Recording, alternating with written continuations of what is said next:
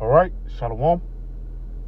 First and foremost, I want to give all praise, honor, and glory to Yahweh, Bahashem, Yahweh Shah, Bahashem, Rakha, Kwadash. I want to give double honors to my apostles and elders, great millstone, who teach very well. While let this truth farm and sanitation out there to the hopeful elect who continue to push this word in our truth, faith, and sincerity. And also, Shalom to all the men, women, and children who sincerely believe upon the words of Yahweh, Bahashem, Yahweh Shah. Today, man, just basically getting on this Edomite empire. Because it all had to start off somewhere. And again, this Edomite empire actually really kicked off once the Greeks was in power. Because once you go into the statue of Daniel, the second chapter, now you have the head that's like gold, which is the representation of the Neo-Babylonian Empire.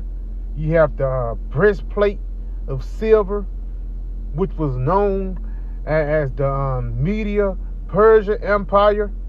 But when you get down into that belt or to the waist of brass, then the Greeks are upon the scene, man. Now, one thing, when the Greeks got upon the scene that set them apart from a lot of people, well, a lot of other empires, is how the Greeks came up. One thing, even in modern day society, they say civilization started with the Greeks. Not all civilizations, no, the civilization of the Edomites, man. Because that's when, for the lack of better words, that freakism started to reign. But even sports and different events and theater and entertainment, their bread and circus spirit actually flourished under the Greeks, man. I'm not saying it wasn't under the Babylonian or the Media-Persian Empire, but under the Greeks, those distractions grew. That freakism grew. And why? Because the wicked was in power. Matter of fact, let's go ahead and start right here. This is the book of Sirach 10. And I'm going to start at verse 1. It says, a wise judge will instruct these people, and the government of a prudent man is well ordered. As the judge of the people is himself, so are his officers. In what manner of man the ruler of the city is, such are all they that dwell therein. And that's what happened under the rulerships of the Greeks. Instead of them being under that wise ruler, the ways of Yahweh Shemashah, but even like when you go into Ishmael and Elam, even though they don't keep the laws 100%, they have a certain sense of righteousness, man. They know not to let a woman gad abroad, because it's going to be a consequence behind it, man. They know not to eat certain foods, man, because it's going to be a consequence behind it. But under the rulership of the Edomite Empire, anything goes. That's why it says in the scriptures, woe unto you whose king is a child. Because one thing about a child, he don't have no restrictions. Because he haven't learned from it. He don't have the experience for it yet. And that's the one thing about Esau. Even though he have rulership, this guy had the experience of damn ruling. One example to show that he don't have a good example of ruling is this guy do not know what to do with the trash. Instead of replacing it or recycling it or letting it go in a right manner, this guy actually put a sea of trash in the middle of the ocean, man. And that don't only destroy your drinking water. That don't even destroy your fishes that you eat. That destroys the whole ecosystem, man. Which that's going to break down and trickle down into you. It's not only do the fish and the turtles get affected, even the bacteria, And even though it's in a little patch of the ocean, that affects everybody. And that's another reason why Esau should get out of power. Verse 3, though. An unwise king destroyed his people, but through the prudence of them which are in authority, the city shall be inhabited. And Esau is destroying us every day, man. By the way of chemtrails, the shit that he put on the internet, the things that he try to make into a quote-unquote normal. All these things, he's trying to destroy you. Ultimately, he's trying to destroy you mentally first. Because what it says, wherever The head gonna go, the ass is gonna follow. So once he separates you from your power, now you calling upon a false god, you know. Now you forgot about the names of Yahweh Baal Shem Yahushua. You forgot about the power that delivered you from Israel. That's what Esau wanna do. That's how Esau really destroy you, man. But with the elect who's aware of Satan's devices, we're not going to be destroyed. Because it says that, let me get that real quick. Let's get that in the book of Proverbs. This is the book of Proverbs, chapter 1. And I'm going to jump down to verse 17. Surely in vain the net is spread in the sight of any bird. Yes, and the reason why the net or the trap that these devils spread for us, the reason why it's in vain, because we've seen it a mile away. How the Lord had put us on game. He have warned us about the wicked. You know, a bushy tail, pale colored man, red colored man. If you see him in the future, you gotta kill him, because if you don't, bad things are gonna happen. It's no coincidence that they even call this guy the harbinger of death back in Planet of the Apes, the first one to be exact. Because wherever this guy go, death follows. And Alexander the Greek is a major example, you know? Now, real quick, let's go ahead and start off with this. This is the book of Daniel, the 8th chapter. Again, just getting on Esau in the beginning of his his rulerships, man. You know? And when you go into the Greek Empire or the Greek culture, it was Jake that upheld it, man. Let's go ahead and get this, though. This Daniel 8, and I'm going to start at verse 3. It says, Then I lifted up mine eyes and saw, and behold, there stood before the river a ram, which had 2 horns, and the 2 horns were high, but one was higher than the other, and the higher came up last. Now, when you go into those 2 horns is the representation of the Median and Persian Empire. Now, the Medes, they had the rulership first, but through trade and the greatness of the Persian Empire, even though they was ruling it simultaneously, Persia was actually greater. You know? That's why when you read most of the kings of those empires, most of them are Persians, man. Xerxes and guys like that. But let's continue on. It says, And I saw the ram pushing westward and northward and southward, so that no beast might stand before him, neither was there any that could deliver out of his hand, but he did according to his will, and he became great. And right there, that ram is talking about the Mede and the Persian Empire, because during that time, they had a thing called the 1,000,000-man army. And really, again, too, the Lord was dealing with them to a certain extent. Why? Because the Lord actually gave them rulership. So, in a sense, the Lord actually dealt with the Medes and the Persians so they can have rulership for a period of time. You know? Go ahead and back that up. Let's go to Daniel, the 2nd chapter. This is the book of Daniel 2. And I'm going to jump now to verse 20. It says, Daniel answered and said, Blessed be the name of the Most High forever and ever, for wisdom and might are his. And he changeth the times and the seasons. He removeth kings, and he selleth up kings. He giveth wisdom unto the wise, and knowledge to them that know understanding. And that's what Yahweh Shem Yahushua have did, man. Especially, he did it now, when the Edomites are ruling, but even back in the time of the Mede and Persian Empire, he gave them wisdom and knowledge into a certain sense so they can rule, man, for a period of time. He didn't give them everlasting rulership just like Esau in his society. The Lord didn't give him everlasting rulership. So you're going to rule for a season, you're going to rule for a moment of time, then you're going to be taken out of power. Same thing with the Medes, because it's going to tell you. Read this again. It says, So that no beast might stand before him, neither was there any that could deliver out of his hand. So he was dangerous when it came to war. That 1,000,000-man army was nothing to F with, man. A sneak peek, you can see what that was on 300. You know? Soon as you think you defeated them, now it's 100,000 more coming over the hills. Let's go ahead and continue on. It says, And he did according to his will, and became great, a great empire. And as I was considering, behold, And he goat came from the west, and on the face of the whole earth, and touched not the ground. And the goat had a notable horn between his eyes. Now that he goat is the representation of that Greek Empire, man. And that notable horn between his eyes is Alexander the Greek.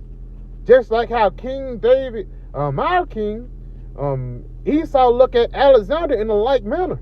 Because without King David, it wouldn't be no, that kingdom of Israel or the regime of Solomon. And even without the regime or the reign of Alexander the Greek, it won't be no such thing as the regime of the Roman Empire or even the regime that we see today. Let's go ahead and continue on though. Verse 6, and he came to the ram that had two horns, which I had seen standing before the river, and he ran unto him in the fury of his power. And again, when you go into that, the Medes and the Persians, they was going into it with Philip the Macedonian. Now, Philip the Macedonian is Alexander the Greek father. And even though they was going at it, it was good fights in between them, Philip couldn't get over that hump. And that's why the Lord had set up Alexander to get over that hump, man. And just like King David with Solomon, King David couldn't build the temple, so the Lord set up Solomon. Philip the Macedonian couldn't beat the Median Persian Empire, so the Lord set up Alexander the Greek to make this thing happen, man. Let's go ahead and read this again.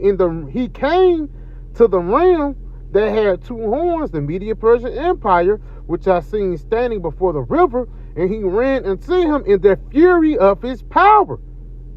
Their brute strength. Esau trusted in their sword, and I saw him come close unto the ram, and he was moved with choler against him. That's that beef, because he was whooping his daddy ass for all these years.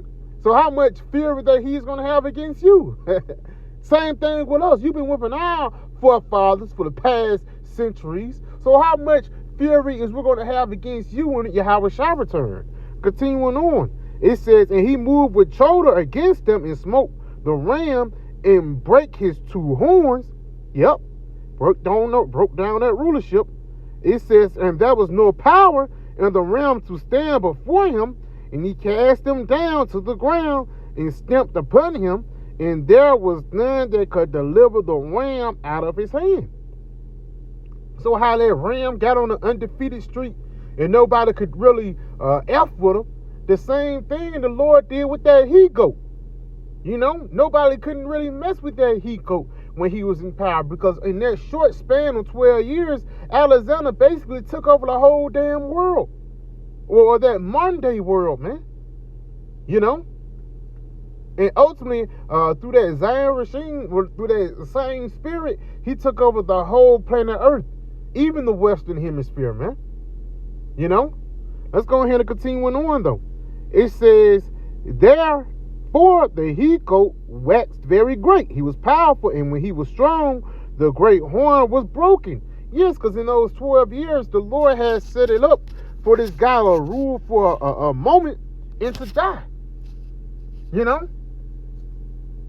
Let's go ahead and continue on, though. For it came up for notable ones toward the four winds of heaven. I'm going to read this again, Salakia. It says, therefore, matter of fact, I'm going to read verse 7. It says, and when I saw him come close and ran to when I saw him come closer to the ram, and he was moved with choler against him, and smote the ram and brake his two horns, and there was no power in the ram to stand before him, but he cast him down to the ground, beat him off their high rulership, and stomped upon him. And stomped upon him being under your feet is actually talking about this devil being a slave. It says, and there was none that could deliver the ram out of his hand. Why? Because the Lord was dealing with that he-goat. Therefore the he-goat waxed very great, because that was the will of the Lord. And when he was strong, the great horn was broken. Yes, when he was all strong during that 12 years, he was young, 32 years old. guess what? The Lord made this guy die of syphilis because he was a little boy lover, man. You know, that's the rumor, but it's actually a fact. It says, and it came up for notable ones towards the four winds of heaven. Now, those four notable ones are actually the four generals, you know, of Alexander. Now, when you go into those four generals, it's Ptolemy, you know, Seleucus, Lysimachus, and Damascus, man. Those are the four generals that Alexander set up after he died. And through those four generals, basically death was spread throughout the whole planet Earth. Because like the quote I made earlier, wherever Esau go, death follows. You know? Let's go ahead and get this real quick in the book of Maccabees, the first chapter. This is the book of Maccabees 1, and I'm going to start at verse 1. And it happened after that Alexander, son of Philip the Macedonian, who came out of the land of Chittim, had smitten Darius, the king of the Persian and Medes, that he reigned in his stead the first over Greece. Now, when you go back into this Daniel, the 9th chapter, to show that it's telling you that it's talking about Alexander the Greek, you go down right here to Daniel 8, and I'm gonna start at verse 20. It says, the ram which thou sawest having two horns are the kings of the Media in Persia, and the rough goat is the king of Grecia. The great horn that is between his eyes is the first king. Going back into 1 Maccabees 1 and verse 1. And it happened that after Alexander, son of Philip the Macedonian, who came out of the land of Chittim, had smitten Darius, king of Persia, in the Medes, that he reigned in his stead the first over Greece. Now, Chittim today is Cyprus, you know. Let's go ahead and continue on, though. It says, and he made many wars and won many strongholds and slew the kings of the earth. And it sounds like Esau, man. He won many wars. That's Genesis, the 27th chapter, on the forefront. That sounds like America. They won many wars. The French Revolution, the Spanish Revolution, you know, Desert Storm. That's the nature of the Edomites. Let's continue on. It says, and went through the ends of the earth and took spoils of many nations, insomuch that the earth was quiet before him, whereupon he was exalted and his heart was lifted up. That's that pride. That's that pride. And that's why he never thought that he could be taken out until that disease caught him, man. You know, he never thought he would have been in adversity until the Lord caught up with him, man. You know, even says that, I think there's Psalms, the 10th chapter, around the 6th verse, it says, Esau says, or the wicked says in his heart, he will never be in adversity. Just because the Lord, the same power that gave you that power, don't mean that he can't take it away. Esau think that he got this rulership on his own. Which you a damn fool if you think that, man. It's a divine power that sets you up. You know? Let's go ahead and continue on, though. It says, and he gathered a mighty strong host and ruled over countries and nations and kings who became tributaries unto him. That's how you know that you're a king. Somebody paying you basically for protection, man. You know, you getting paid enough for protection. Please don't take everything I got. Please don't destroy my people. I send you a couple slaves and everything. Because that's one thing Alexander did too. Instead of him coming over there and making it a slaughterhouse, he'll slaughter a couple. He'll make an example and ultimately say, yeah, just give me your sons and then I wouldn't touch you. But again, that actually led into people being in the Gentile state of mind. The Lord had worked this story out perfectly, man. Because without Alexander being set up, that Greek or Jew would make no sense. You know, because another way that they was claiming to be Grecians, because these was the same guys, or same guys who great grandfather actually served Alexander, man. Served the Greek army. So just because you serve the Greek army doesn't mean that you're a Greek by bloodline. Let's continue on though. Salaki. Let's continue on. It says, and he gathered a mighty strong host and ruled over countries and nations and kingdoms who became tributaries unto him. And after these things he fell sick and perceived that he should die. When he called his servants, such as were honorable, so his top guys, and had been brought up with him from his youth, and parted his kingdom among them while he was yet alive. And those was those four notable ones, man. You know, Ptolemy, Seleucus, Lysimachus, and Damascus, man. You know, continuing on, it says, so Alexander reigned 12 years and then died.